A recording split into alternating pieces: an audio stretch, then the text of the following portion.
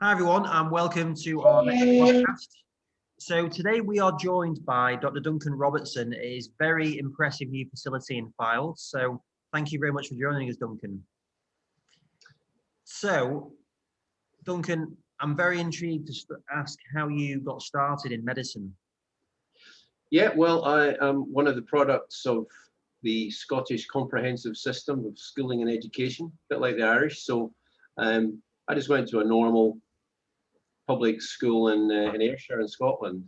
And I think I must be one of these generational doctors who was influenced a lot by television, believe it or not. And as a kid, I remember Dr. Finlay's Casebook and ONMD, two programs that probably, yeah, I'm pretty sure that was the reason I became a doctor. And how random is that?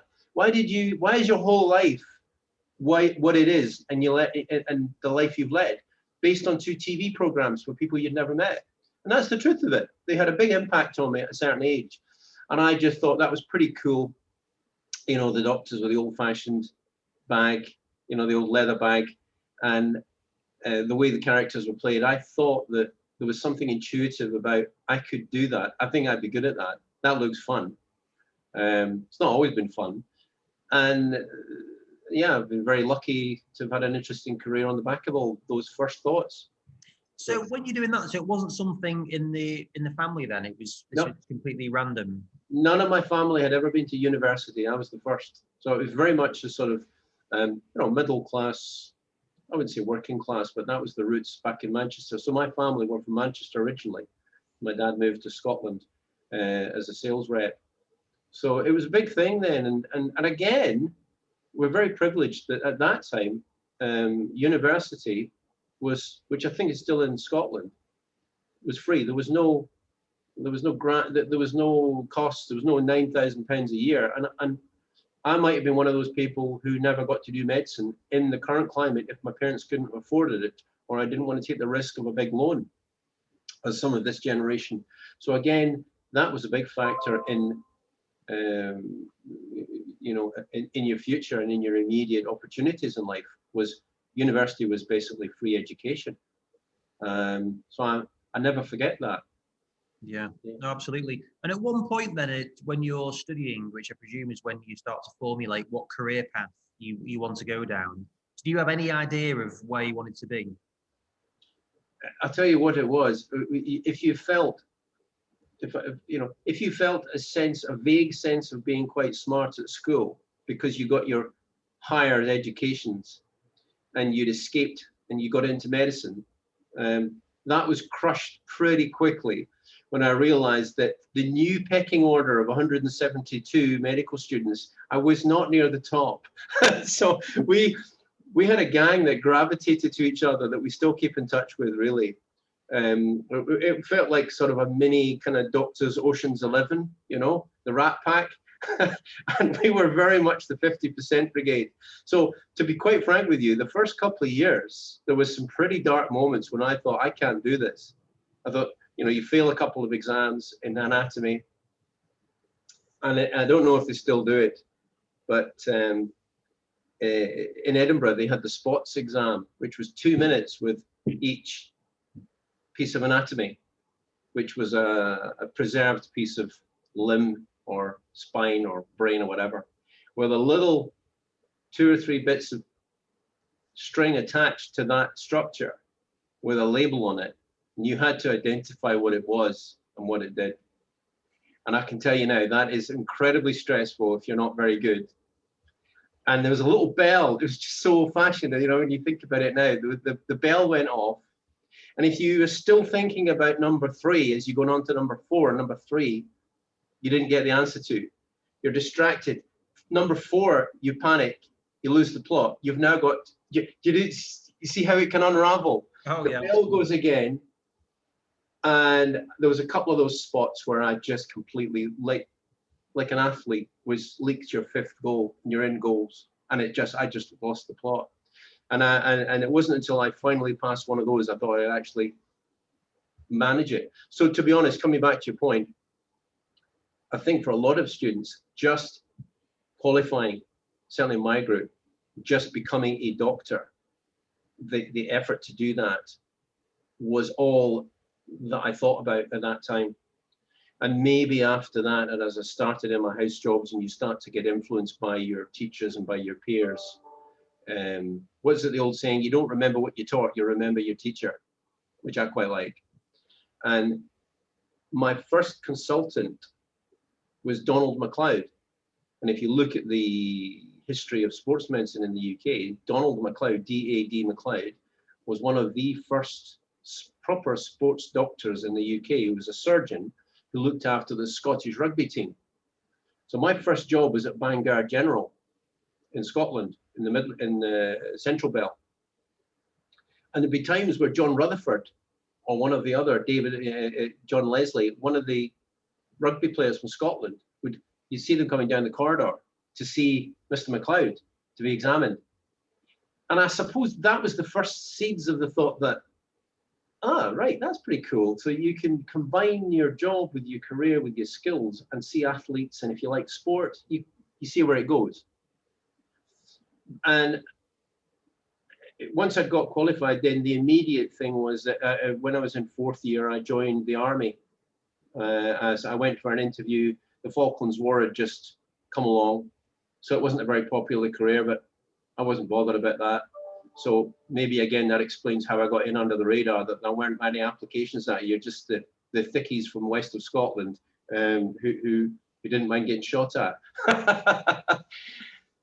So I qualified in 85 from Edinburgh, and then did my houseman's year, and then 86, the army training. And then we went straight to Germany. And then you become an army medical officer. So you don't become a surgeon or a GP or something else.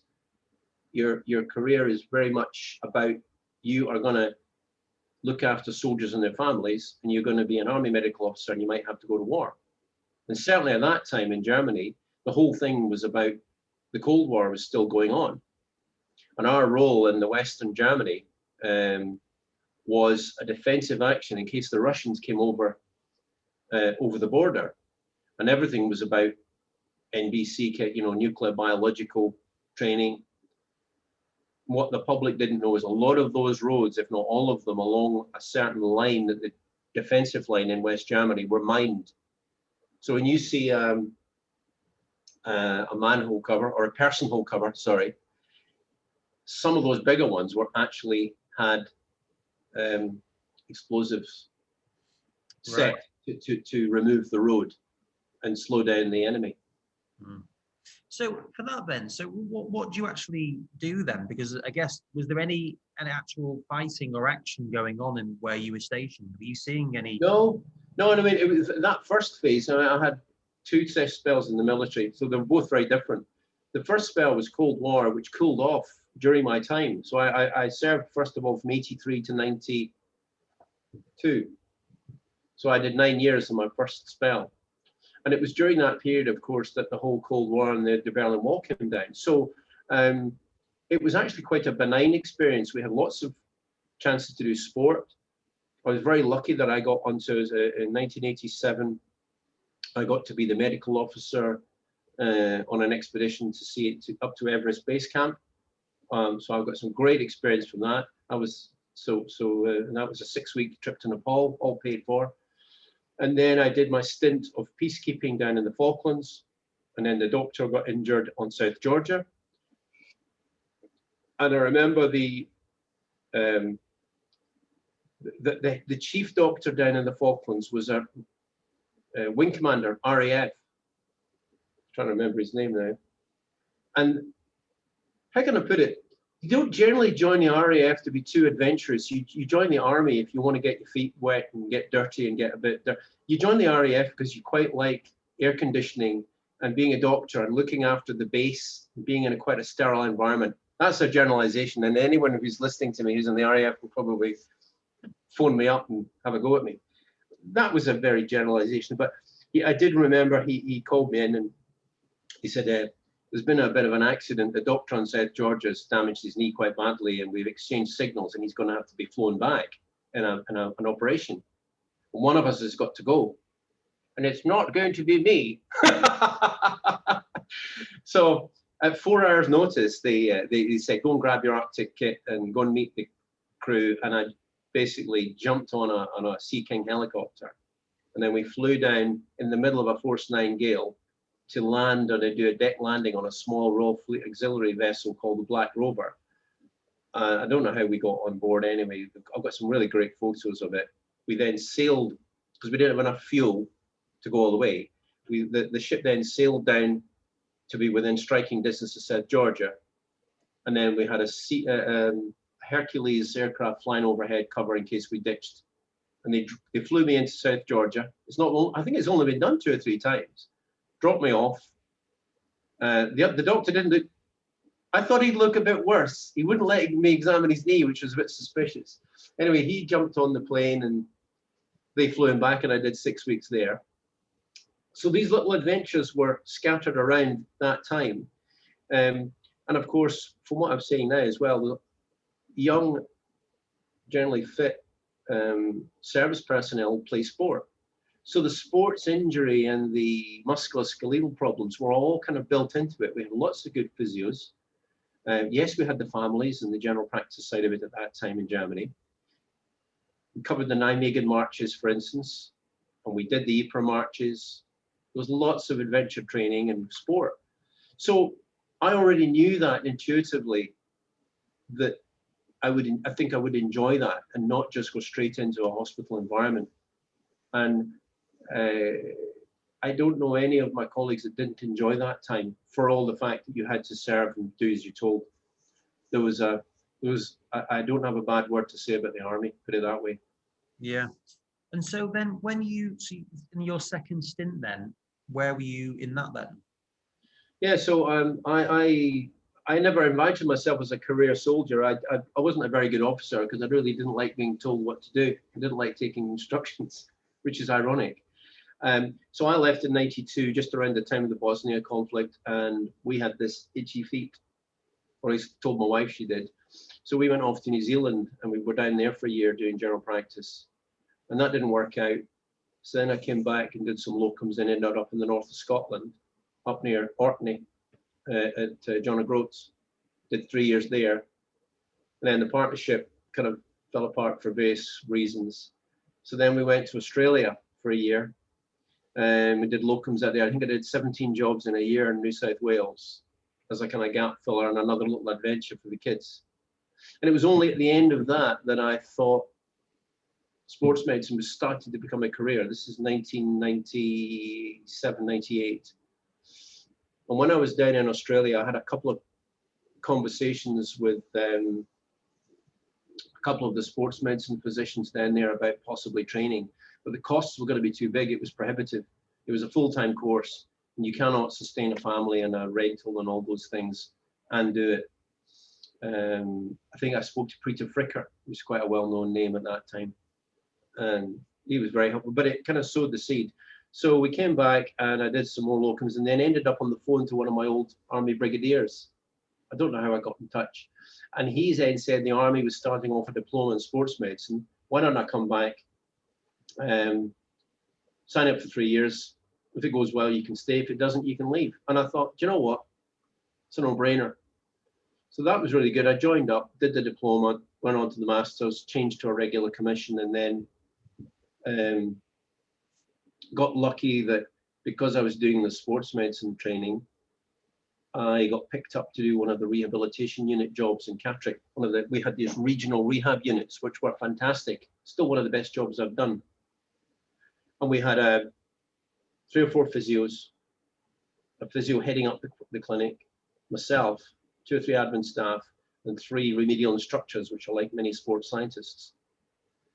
And then we would take soldiers that were broken and we'd see them in outpatients, and we'd also have 30 patients every 3 weeks that we would do intensive post-op rehab, and some of them with minor trauma from the battlefield that didn't need to go to Headley Court at the time. And that was a great job. And that was the time that I went, I was doing my diploma, going on to my master's, and I ended up as part of my PDP in Manchester at the Lowry Hotel in Manchester, with and as part of the seminar that day on imaging in sport, Phil O'Connor was down to give a talk on ultrasound imaging in sport, and that was one of the probably the only light bulb moment I've had, apart from Dr. Finlay and his casebook.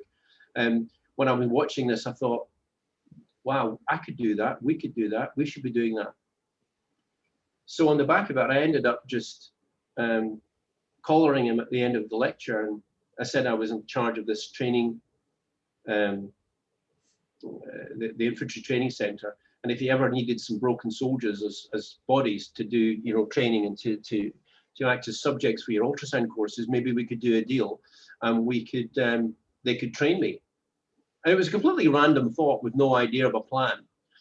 And then we managed, through the contacts and a bit of name dropping, I got Philips and Joe Thomas at Philips to send me a free scanner to start with, to get me going. And Leeds started. What was it particularly that resonated about the imaging that you? That's a good question. It was. I felt that it would. I mean, I have to say that it hadn't been done before. I may have been the first. I think James Brown and I. Hi, James. We're the first two non-radiologists to have any postgraduate qualification in the UK, as far as I'm aware, because we both got on the Lancaster course in 2003, and I don't think you'll find anyone with a postgrad qual before that. And I think the excitement of imaging and raising your whole clinical assessment to another level, without radiation, with the patient in front of you, with equipment that you could be trained to use, that could be portable, was like, I just thought it was really exciting prospect. And so, to cut a long story short, we got the free machine. I kind of proved its worth. I had a Philips, HDL9 or something like that. It was called an Ultramark. That's right. 2 screens. God knows what the other one did. And persuaded them to get a Siemens Omnia. And then we went on and we got the, I think we got another scanner after that, whose name I won't mention. And then actually during that period, to keep my skills up, I managed to persuade one of the companies, one of the American companies, to send a scanner out to Afghanistan, so I could keep scanning while I was out there. And this is 2005 now. I didn't get one for Iraq. I was in Iraq in 2003. And then I got deployed over on a tour to Afghanistan. I took a scanner with me, and that was great. Great PR for the company. And it meant that I could take my ultrasound out and keep a sort of service going for the soldiers and keep my skills up. So it kind of led from that. And then I got on the course at Lancaster University with Nick Jones. James joined me. We got the PGC, which is all I wanted, because I already had an MSc. And from there, I then met somebody got my wind of my name, and Budgie Hussain called me from Portsmouth to say, would I come down and help him on a training day? And I went, delighted, yeah. He was ex-army radiographer, and he was directing this course. So we had a really nice day down there, and he said, I'm going to Bournemouth University to do the training and set up a clinic there. Do you want to help me start a course in ultrasound in the MSK? So I did. So Budgie and I alone started off these sort of courses. James Brown joined me, and I got a couple other doctors. And it is now today what is the AECC, the Centre of Ultrasound. Oh, right. And that was born in 2005 when I went down to Portsmouth. Yeah, that's amazing. Yeah. So these little stories have gone on around it, and they've all been completely. So when you come back to that first thought about what you're going to do in life, all of those things that have happened, as in your life and a lot of people, it's a complete accident. Yeah, no, that's amazing then. So right, yeah, because that's the AECC, the School of Medical Ultrasound, amazing. Yeah, and how did you find that when you were using this? Like, did you see the engagement change with the soldiers or the patients, whoever it is you were seeing? Did they buy into it straight away? Yeah, that's a good question. I think it worked on multiple levels. First of all, you could do image-guided injections. So whether it was the shoulder or a high volume injection or we weren't doing so many sports injections because the military didn't have that ethos. It was very much more chronic injury. There was a lot of chronic tendinopathies going on and impingements, degenerative problems. But the sheer fact that you were going on, you were imaging them there in the office, helped you engage with that injury, helped you explain it more, helped you show the anatomy. And in many respects too, it could help patients, I think, comply better with rehabilitation. Good example of being an Achilles tendinopathy. I've got a bit of a sore Achilles, you know, not having any, maybe there's no justification for MRI, but you've shown me the left one, now you've shown me the right one, I can see I've got a problem here. And I'm sure that that helped them engage more in a disciplined way, not every time, but a lot of the time with the physiotherapy. So the physios liked it too, that it really helped them buy into what they were doing, whether it's the eccentric programs or whatever. So, and that's why I've always been a great proponent of the split screen. I mean, almost do it on almost every scan. I think showing them the normal side if you have time, and showing them and comparing it, I think is an invaluable thing to help persuade them that, you know, there's not any snake oil going on here. I'm not trying to, you know, ultrasound is very operator dependent, particularly muscle. And if it's a fairly subtle muscle injury, I'll never do it without checking the other side and just explaining that to an athlete and saying, look, there's the normal side. That's what it looks like. So it should look like. This is what you've got. It's not a big problem, but you can see there's some edema there, there's some changes, and that fits with your diagnosis. You don't need an MR. You can have one if you want at cost. Not going to change management, and it explains what you've got, all the way to a full, you know, ACL tear or a big grade 3 muscle injury, which will require further imaging. So that engagement, if you like, works on multiple levels. It brings you close. You're there together. You're sharing images. You're explaining it. You're educating them. You might do a guided procedure. It just raises that whole conversation to a whole other level, doesn't it? No, absolutely. Yeah. Well, with as we've discussed previously, we'll come back and discuss more on ultrasound on a different platform at some point, because it's a huge area. So once you've done that, Ben, so you've helped set up the course in Bournemouth. You're working at Catterick. What happened then? Yeah. So what happened then is we're in sort of I did the course 2003. I went to Afghanistan. I was in Mazar-e-Sharif, which was one of these reconstruction teams on the border with Turkmenistan. We had an interesting tour, a few incidents going on up there. It was great, really enjoyed it. Deploying in the army was much more fun than being in Britain, where all of the accountants were fluttering around you, getting you to fill in forms. The best time was ironically the time when you were away and you just got the job done, and you had most of the time it was quite fun, even though there was a few kind of hairy moments. And then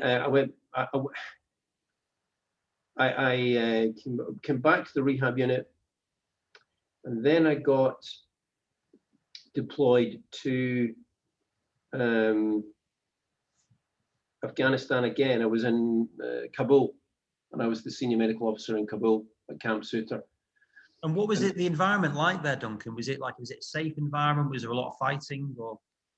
There was a sort of constant sorts of bubbling background level of danger that the British Army in particular, as well as all the other countries, were very much geared up to dealing with in a preventative way. So the British Army, I mean, had these wonderful bits of equipment and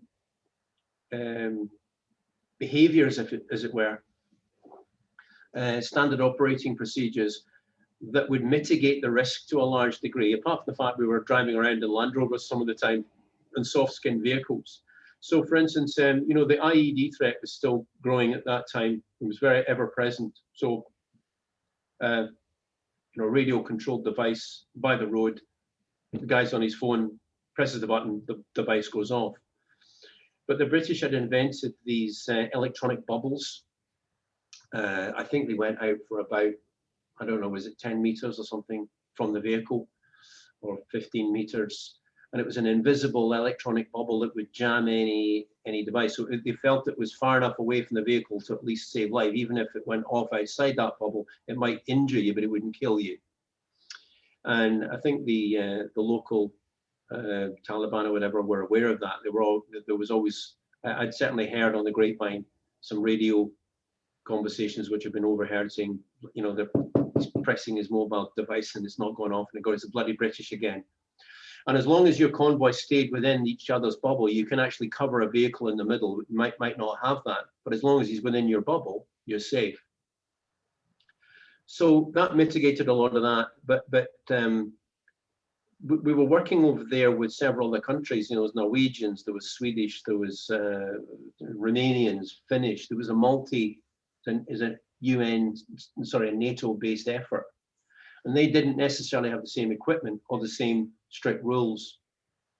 And so the incidents that we had certainly in Kabul and in Mazar-i-Sharif were very much more small arms fire, individual attacks that we had down there.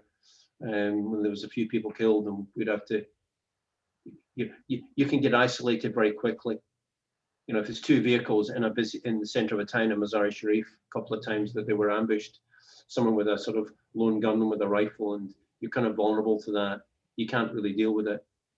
But there was no fighting as such. I mean, I avoided that. You know, that was back in Iraq in 2002, 2003. We were around Basra, and we were at I wasn't directly involved in it, but we were kind of picking up the medical effort behind the fighting that was going on into Basra. Yeah. So Challenger tanks, and you could see whether they'd done all their damage. So that was a different sort of experience. But there was one time that I got seconded when I was in Mazar-i-Sharif.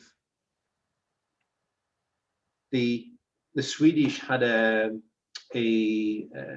two-vehicle Toyota Land Cruiser team of 7, and they had quite an important role to go out and do some sort of soft psych ops, you know, contacting the local warlords, seeing if they needed money to help reconstruct this. They needed, you know, some more crops. They needed things rebuilt, replaced.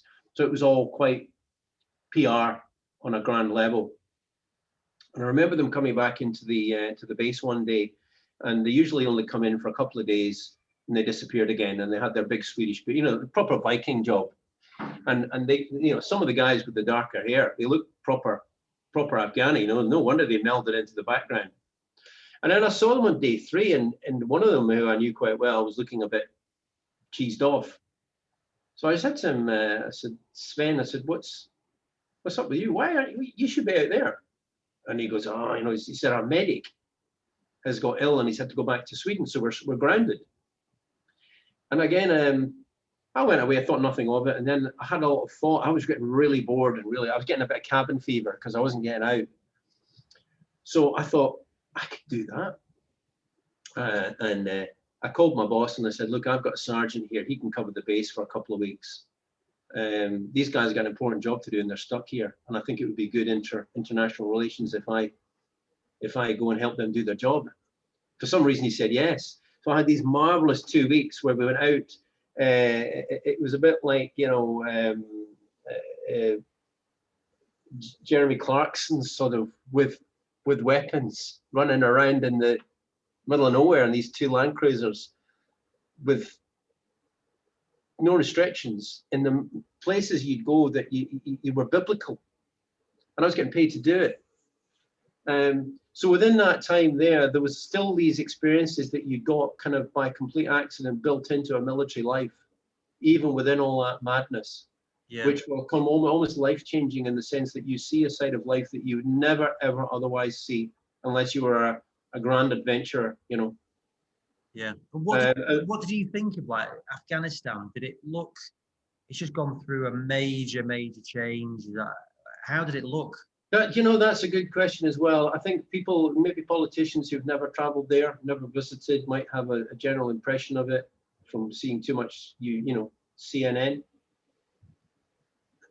My limited view of the world is that the sheer geography and the climate have such a massive impact on the geopolitics of a country, on the way people behave, on the way they live, on the way that their feudal system either exists or has been quashed. And the sheer geography of Afghanistan, I mean, is just, it's kind of awe-inspiringly difficult to move around.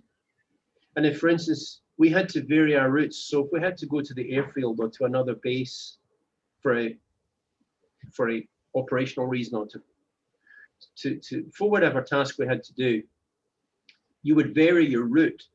You never go the same route, because that's just bad behaviors. You know, they realize you use that same road, they're going to blow you up, or they're going to hit you.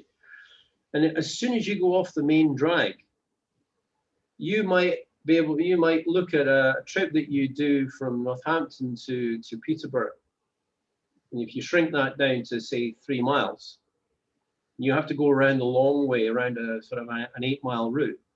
That could take you an hour and a half to do 8 miles through these terribly pitted background roads, backward roads, and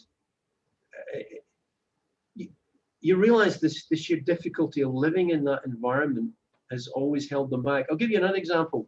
We were linked to a PSYOPs team that would go out, and it was the time that, if you go back, Blue Planet just came out in about 2003, 4, 5, must have been around that time. And they would go around these isolated villages with their big cinema screen, pop-up cinema, and they'd show Blue Planet to people that had never seen TV, let alone the sea, the ocean, a whale, a dolphin.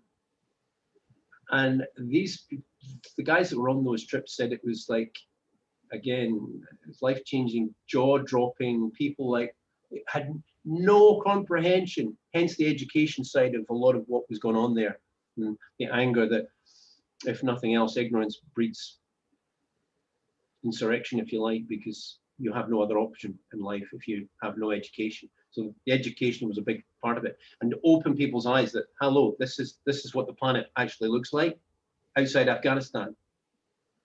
And whether that seeded a few changes in behaviors in children, I don't know. No one will ever understand that.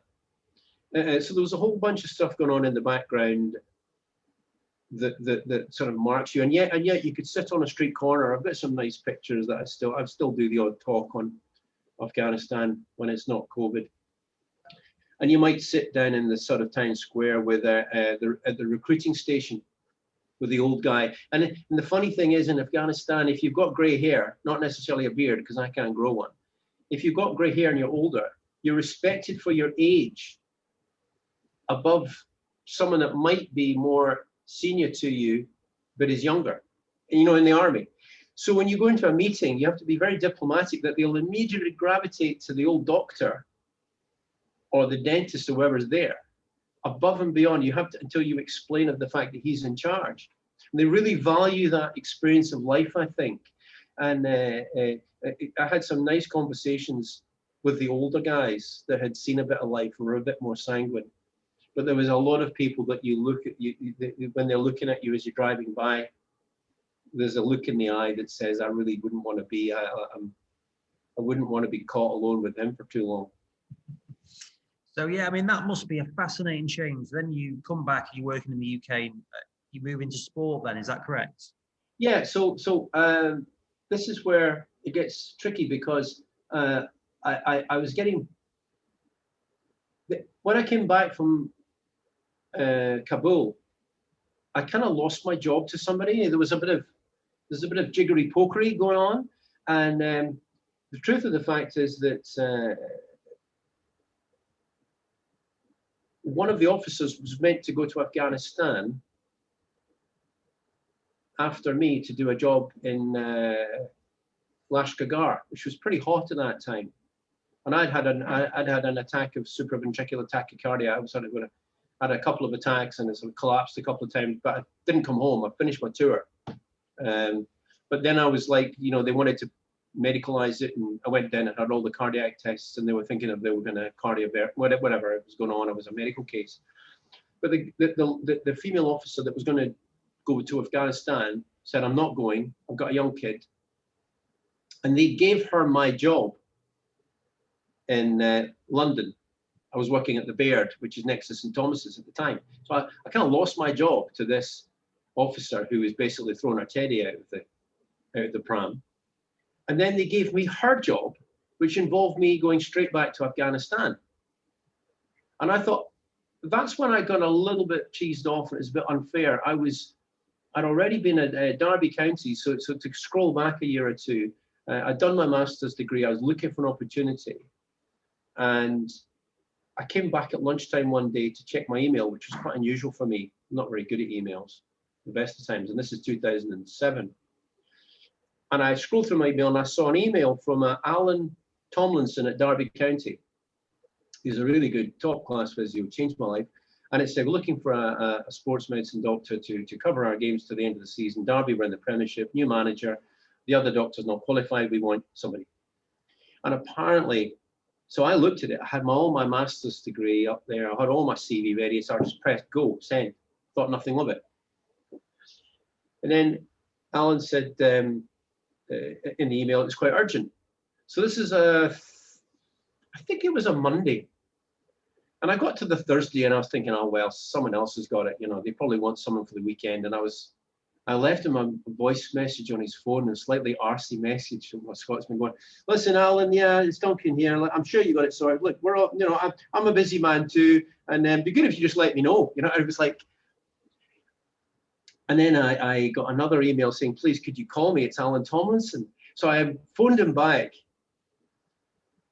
And I couldn't get him, and I said, oh, by the way, Alan, it's Duncan here. Oh, just ignore that last message.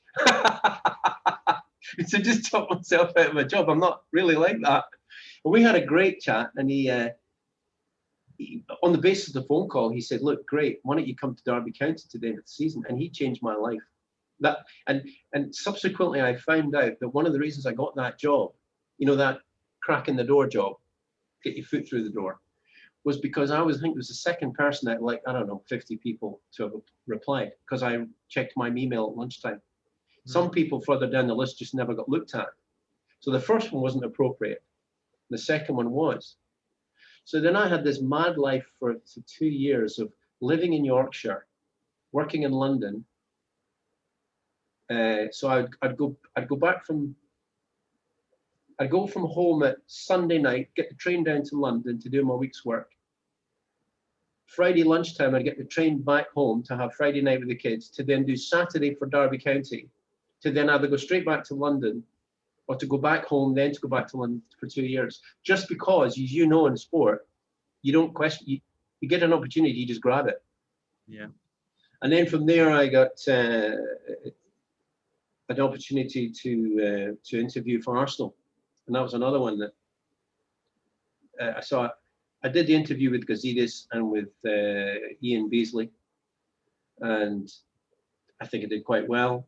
3 weeks went by, I thought nothing of it, and then Colin Lewin called me out of the blue and said, there's two of you, the manager wants to meet you, Wenger wanted to meet you, and I'm getting, wow, 50-50. And in the next few days after that, I got my papers to go to Afghan. Again, this is 2009. I'm jumping around a bit. So by the time I met Wenger in the interview, we had a good interview. I think we talked about global warming, as I remember, on a bit war without bullets and all that stuff. And I thought that could have been good. And then he said, when could you start? And I went 6 months. So I'll never know. I never asked him if that was an issue or whether I wouldn't have got the job, and of course Gary O'Driscoll got it. And in a way, although I was disappointed at the time and a bit gutted, it did me a favour in the fact that I think if I got trapped in that job, I would never have done all the other stuff. You know what I mean? Yeah. I would have never have perhaps even got the specialist tick in the box. So after that, then 2000. Duncan, just to ask the question, you mentioned about Alan Tomlinson. Did he change your life because you got the job through him, or was there other reasons? No, that was it. Yeah, Alan Tomlinson sort of picking me out of that. I had no control over that. Alan Tomlinson choosing to, number one, call me, and number two, give me the job. That changed my life. Now, I don't know if I would have got another football job further down the line. I might have. But equally, sometimes there's a timing in your life when if these things don't happen at the right time, you never quite get there. You know, you can't start playing football at 34. You know what I mean? It just doesn't happen. Yeah. Not if you want to do well at it. So I went back. I carried on just doing I was in the army and doing derby matches. There was a little bit of moonlighting going on occasionally there, I suppose.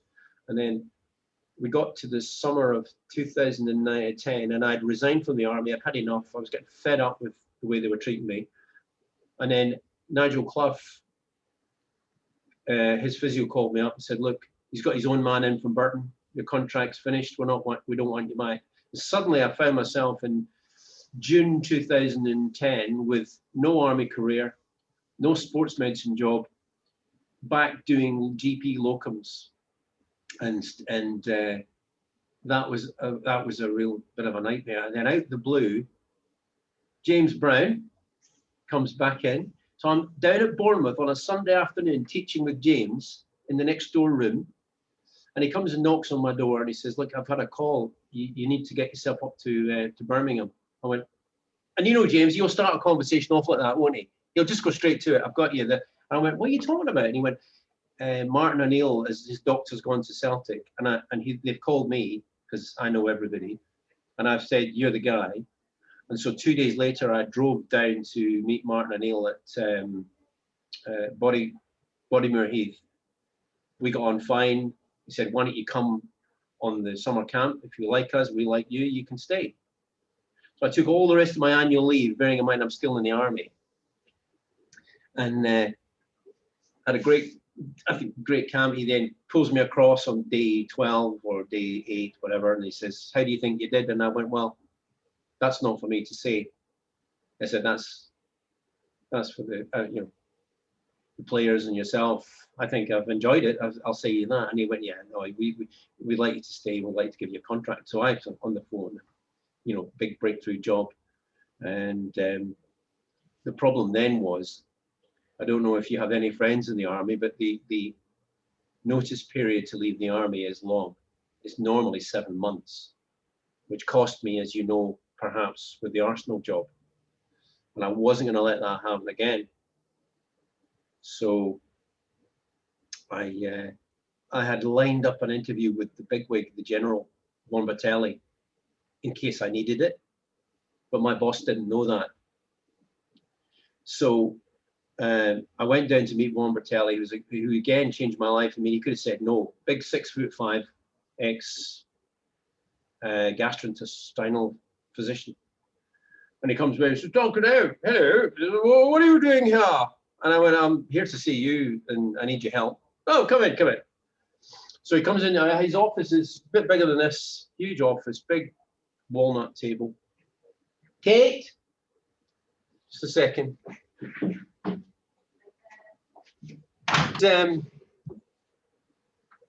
What are you doing here? And I went, well, I need your help to leave the army. And he went, oh, that's disappointing. Anyway, I told him the story and this and that.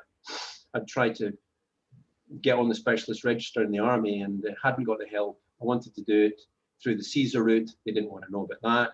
And I said, I'm not perfect, but I think I would have done a good job. And he went, his words were, he said, well, it sounds to me like we've F up. And I went, that's a general talking to you. And I went, well, that's very nice of you to say. I'm sure I didn't help at times, and he said to me, I'll tell you what, I'll write the letter today. I'll send it to Glasgow, who do the postings. You can get out tomorrow. And if anything goes wrong with your career, you call me back within 2 years, I'll get you straight back in. Wow. And you nearly, those are the moments that almost move you to tears. You realize this person has your life in the palm of their hand.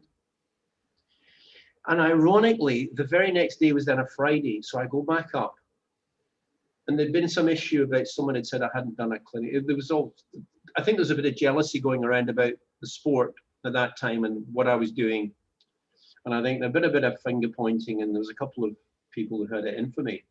And so my other boss called me in for a meeting with his lieutenant colonel, his colonels, so 2 colonels sitting next to me. And they said, you've missed this clinic. And I said, no, I haven't. And he hadn't come in with any facts. I said, so when would it be? Bearing in mind I'm wearing a corduroy jacket now, which really pissed him off. And I said, when would that be? Because I haven't missed any clinics. And he looked at his mate and I could see they hadn't got a clue. So we moved. I said, so I haven't missed a clinic, move on. Yeah, right. So I've got your diary out. I've got your diary till December, because I know you're leaving in December. And this is July. On your final leave. And he was he was banging the table like that, saying, I'll have your feet nailed to the ground. I'll know exactly what you're doing every day, and you'll do as you're doing. And I went, so I said, what do you think about that? And I thought, I'm going to play this like James Brown. So I just said, I'm not going to do that. I'm not going to do that. And his face went red. What was it? Pete Sokolow. Hello, Pete, idiot. And he said, what do you mean you're not going to do it? I said, because I won't be here. He said, I said, no. I said, what you don't realize is yesterday, I went down to meet General Bombatelli.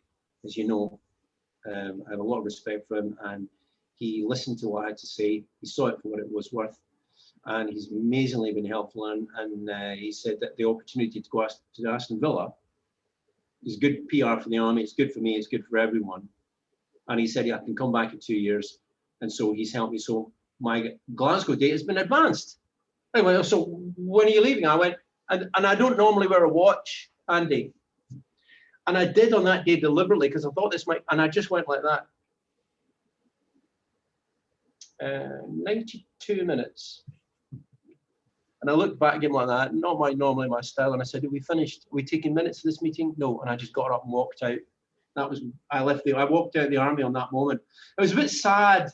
It was quite a sort of comical thing, which I quite would have liked to have videoed just for the family archives. But although it was happy, it was sad that I had to walk out like that on that moment. Yeah, no, I can imagine. No, it's always good to have a tale of those sort of things, because people in your life, though, that's what marked your life. And then what was that? That's 2010, and then.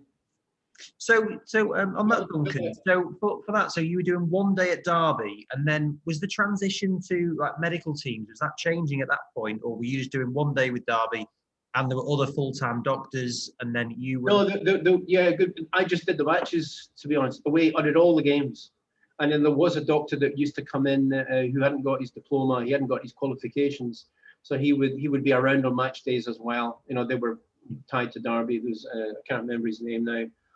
And so that was always, it was good on my CV, but it was always a bit tenuous, but it did give me a kind of branding. I was the Derby County doctor. I got the, you got the ID card and everything. Hence that got me into the interview with Arsenal. On the back of that, I got the interview with Wenger. When you add that to the rest of my CV with my master's degree and with the ultrasound, which also set me apart. Anyway, that didn't work out. So then after a few weeks of having nothing on my plate, then the Villa job came up, and of course I've moved my family then. My wife has a nice job, she's left their job. My son's changed school to go to Lichfield Cathedral School. We found a house. The manager leaves, and of all the managers to come in, Gerard Houllier comes in. Of course, Gerard has a close relationship with his doctor because he nearly died, and he's dead now, obviously, at Liverpool when he collapsed. So instead of working with the doctor at Aston Villa, he pulls me in at the 5-month point. No warning.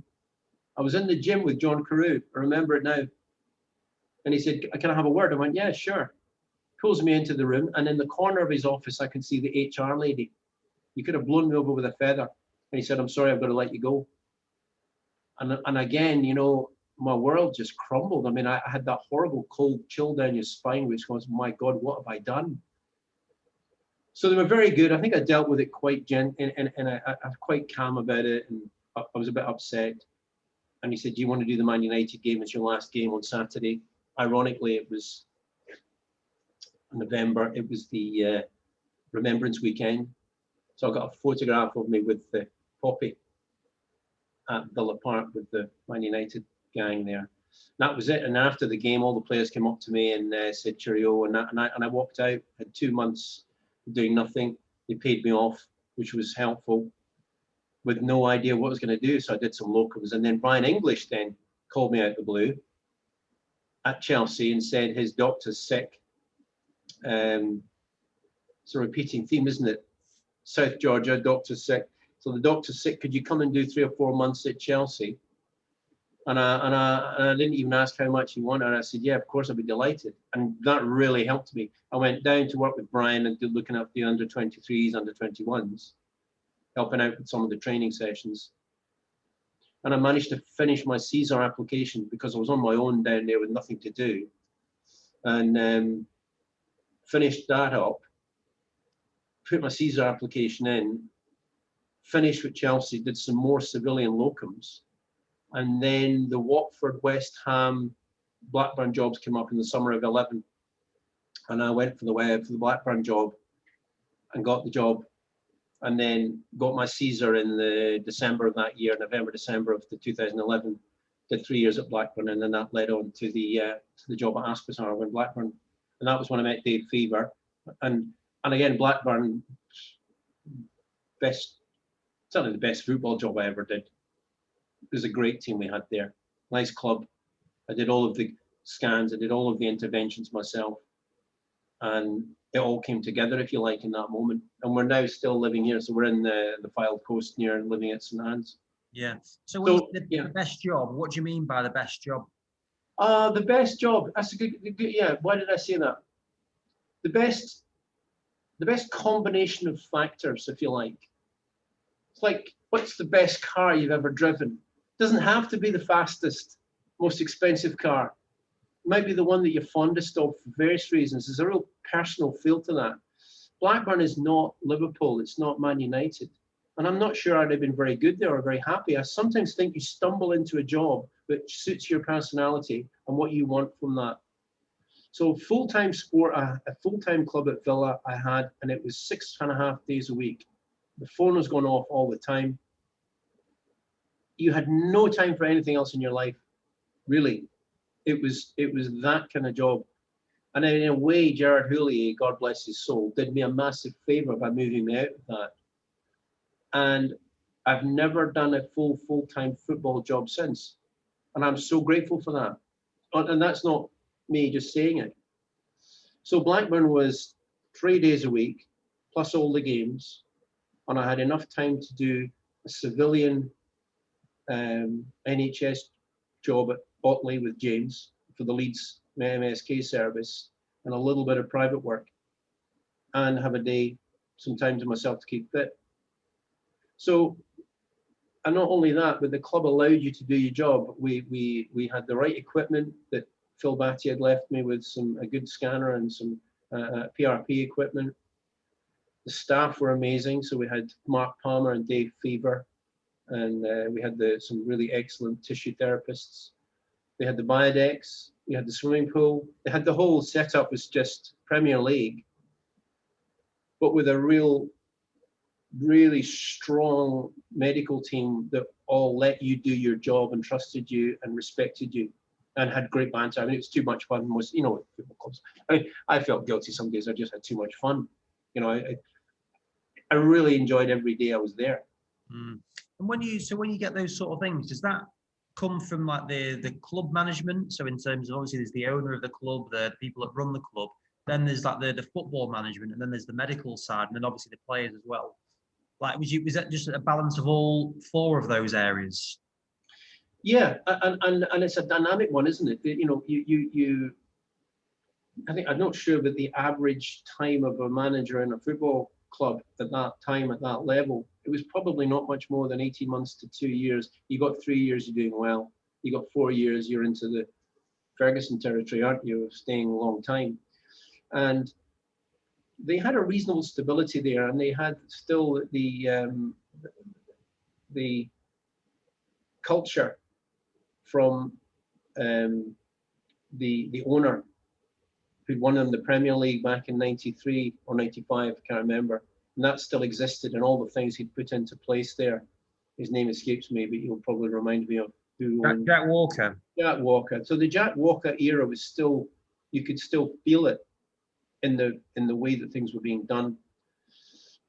But it was just at the time that the Mrs. Desai and the Venke company had taken over Blackburn, and you could feel the winds of change, if you like, during that season. That I'd arrived, Steve Keane was the manager, Sam Allardyce had gone, and there was some aging players like Mort Scamstol, Pedersen, whose ability to do the speed, if you like, the intensities and his sprint speeds had diminished a little bit, and they hadn't been replaced, they hadn't been done the recruiting, and it was a bit of a struggle for the whole squad. And then we lost Gail Give, he had some heart troubles. Then we lost the big centre half, forgotten his name now. He got signed. So the team basically disintegrated a little bit during that period. And of course, you know, bottom line is it doesn't matter what you're doing at the training ground if you don't have the players to win you games on a Saturday. And the sad thing was they were not a million miles off staying up. But when the team got relegated, a couple of the staff left, and it was then there was David and myself stayed through that period. But there was a few changes in staff.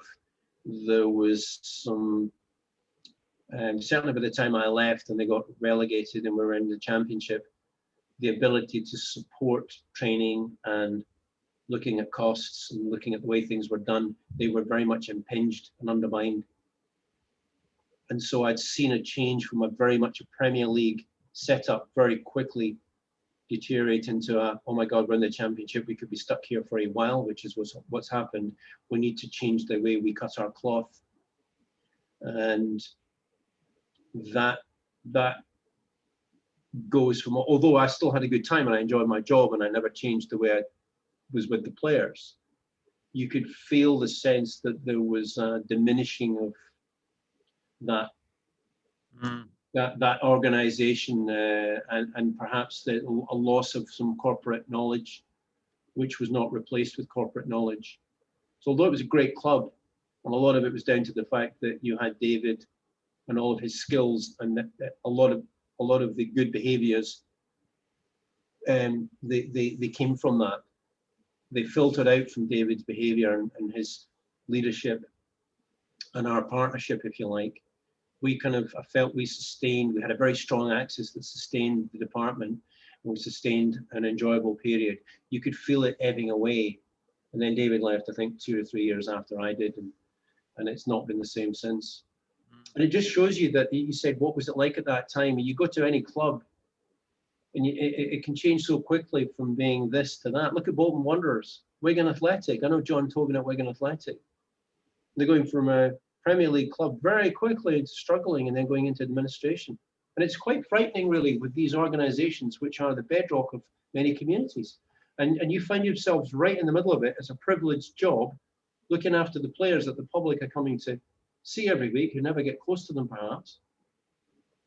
And you really do feel the changes very acutely when they come. Yeah, no, absolutely. In terms of the players, I mean, I won't just limit it just to players, but are there any people that you've come across throughout your whole life that you've just been like, wow, they are very impressive? So colleagues, players, anything? Yeah, I think the one that stands out for me straight away when you say that would be James Milner. I only met him for a short period of time at Villa, but you could tell. And Stilian Petrov was another one as a person. And I mean, I could name a lot more. There was some at Blackburn as well, but I missed probably the best. Mort Scams Pedersen, again, a gentleman, a really nice human being. And some of those, the people that really impressed me were those that I thought could carry another career outside media, outside football. They could have had another life doing something else. And I think when you come to professionalism as someone that really looked after themselves, you could tell straight away that James Milner was someone that stood head and shoulders, I thought, as a physical athlete. And Mort's was the same, really, although he was getting his 30s. Someone who ate right, slept right, didn't drink to excess or didn't drink at all. And the managers really like that, when they feel that you're not having to expend energy, waste energy trying to work hard just to get that person in the right frame of mind and the right physical condition. If that is a done deal and you've ticked attitude and you've ticked physical condition and you've ticked the skills, you can't have enough of them in sport, can you? Because they just make the managers and the coaches' life easier. When you have someone who's carrying a little bit extra weight, who's got an attitude problem, who's got recurrent injuries, who can't get over it, who doesn't engage as well as the other players with the medical team when they are injured, who doesn't live their life right. You can't have too many of them either, because they just suck the energy right out of a club. Thankfully, I haven't seen too many of those. I mean, I'm not going to name names because that wouldn't be right, and there weren't many of them. But from the times I see it, they really do the old rule of 10% of the players, 90% of the demand on medical is a reasonable. That's interesting. You know, what's it been like then? So you're still doing work with Fleetwood. So how does that work? So that's, you've dropped down a couple of levels from Premier League, but how does that change? I probably enjoy it even more. I may be rebranding myself just as a League One doctor, you know, and I've been lucky enough. I've worked abroad.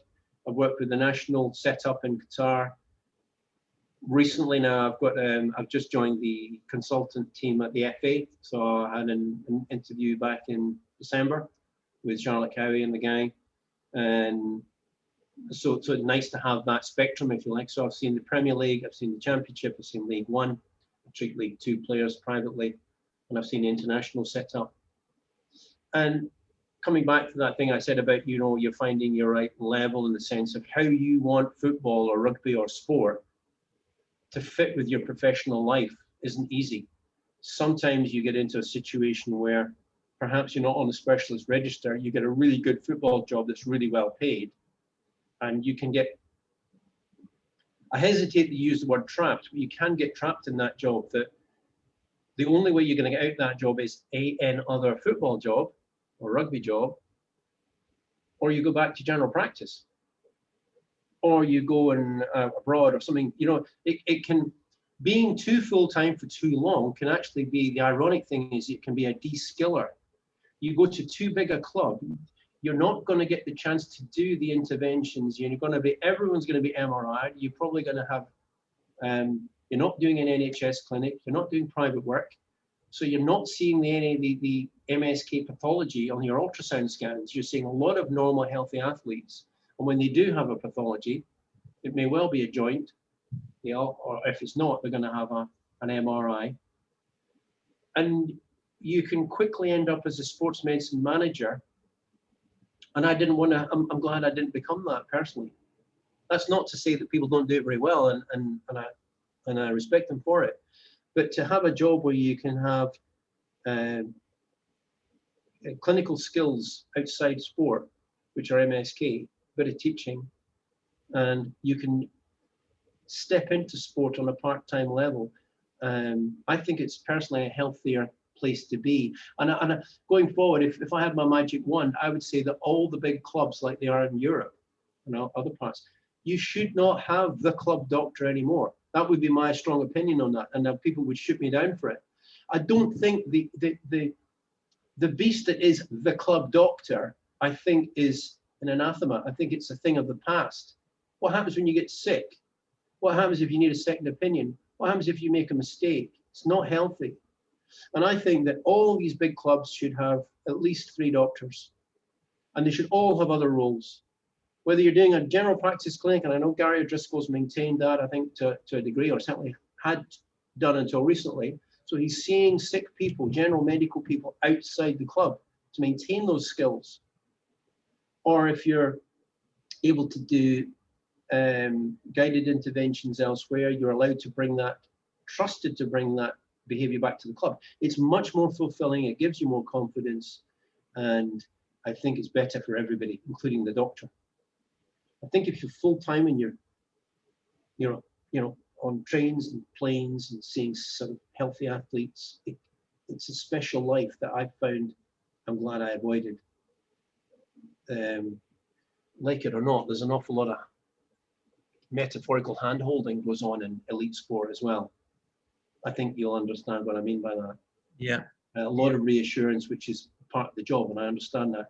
But being able to go and do it at League One level, the only frustration is perhaps I'd like to do a bit more at Fleetwood, maybe another day a week. But I have the beauty of having built the clinic here. They come to me now, and that is ultimately the best, safest thing. We're CQC registered at the practice here. They're 20 minutes away. We've got all the equipment. We do bloods. We do all the treatments. So very much my presence there is to support training and to keep in touch with the staff, and just to go along once a week and do what I can, and help with the COVID tests, which is what's happening now. Yeah. And I think if you go across the spectrum of, I don't know, let's guess it's 300, 400 doctors working at a pretty elite level in Britain, every single one will have a different configuration. And the great thing is there's opportunities and jobs to match every personality, isn't there? Yeah, no, absolutely. So is that what prompted you to want to start your own clinic then? Yeah, that's probably an age thing. Qatar was very good, you look at your paycheck and there is no tax man on it, I mean, that's quite an attractive thing that, again, you can get addicted to. And I always had a 4-year plan. I thought we could save enough and give us, I either came back and retired, which is a bit limp, a bit young to do it. Well, I thought I didn't want to be constantly visiting a Spire hospital or a BMI hospital and traipsing as a stranger with my portable scanner for the next 10 years and limping towards retirement, going into a different office every week with a different manager who didn't understand me, because that's not easy. And the air conditioning's failed and you find yourself sweating away and you can't find it. So there was a little bit that whatever it costs, and I guess like your business, Andy, there must have been a point that you said, if this will drive me mad if I don't do it. And I think that was ultimately the core deep instinct. If I've got enough cash saved to do this, and if it fails, I can walk away and I'll never regret the fact I tried and I did it.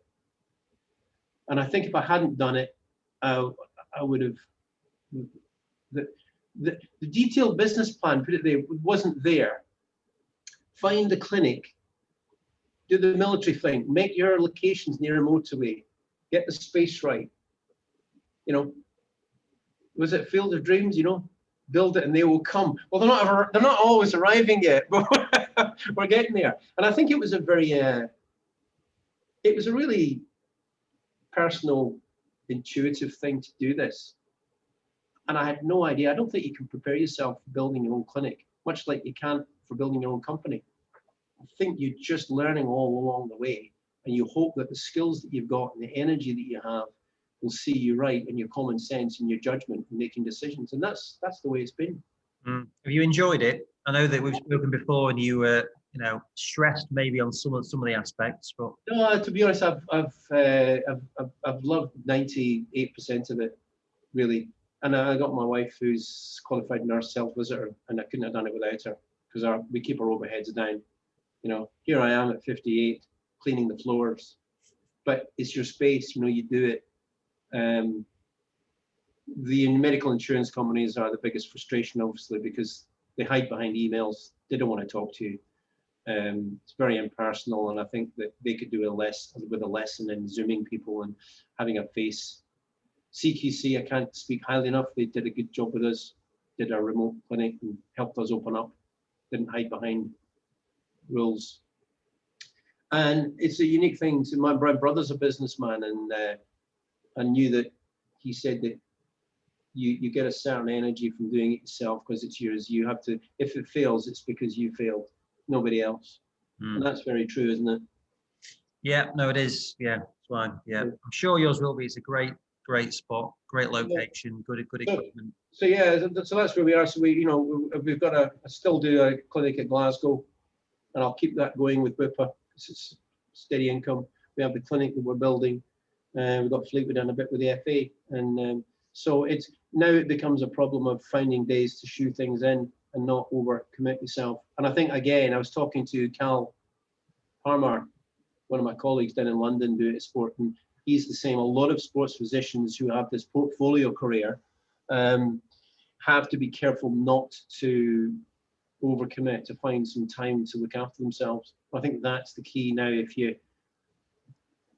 you aren't doing the big full-time job, you do need to move around a little bit, but you don't want to expend all your energy on and get fed up because and that's the thinking behind this. This is 20 minutes from home, and it's the retirement job in the sense that I can see myself limping here, even when I've got more arthritic and doing a good job, I think. but not getting on the train to travel 5 hours. Yeah, just think of all the respect you'd get in the army, in the overseas. If you go in even older, you know, you're going to be even more highly regarded with grey hair, say. Oh, yeah, well, yeah, and it's funny, we've got a couple of military places up here, and I've yet to go and knock on their door. So you're right, you know, there's still a few ex-servicemen kicking around, especially in Glasgow. It's really nice. I've seen we have a thing called Kentigern House, which is the army postings and pension place. It's quite a few military up there, and some of them do have private insurance. So it's always been really great when you see an ex-soldier or a serving soldier coming in to see you at the clinic. Gives me an extra buzz to connect with them, you know. I try not to play that role too much, like the crusty old colonel, but it kind of appears occasionally, you know. Yeah.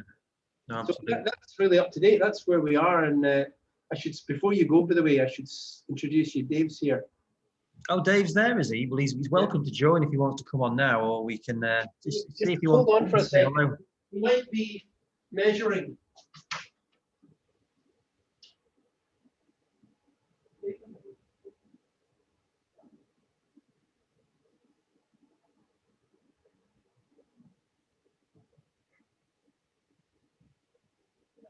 Yes. This is perfect, Dave Hello, Fevre. Mr. Thomas. Dave, how you doing? You're looking sharp. For those people who can't see. You are? For those people who can't see, because this is on the podcast, then Dave's coming in full PPE. No, don't need these on the podcast. Yeah, just like to say hello. We've got a Bidex next door, so I'll let him crack on with that bit. Very good. All right, mate. Dave. Cheers. Cheers. Yeah. Yeah. No, well, thank you, Duncan. Really appreciate your time on that. That's really genuinely fascinating tales to share. So I appreciate that. And thank you for joining. Yeah, I'll have to save that. I have to send me a copy on a big drive or something, and I'll because I think my kids probably don't know half that stuff. They'll think, especially my youngest, who is this grouchy old guy who's so disconnected from me now, and I don't even know him anymore. So yeah, it's been really nice chatting with you. Yeah. And moving forward, when you want us to get involved and you've got some sort of structure to it, and I'll send you that stuff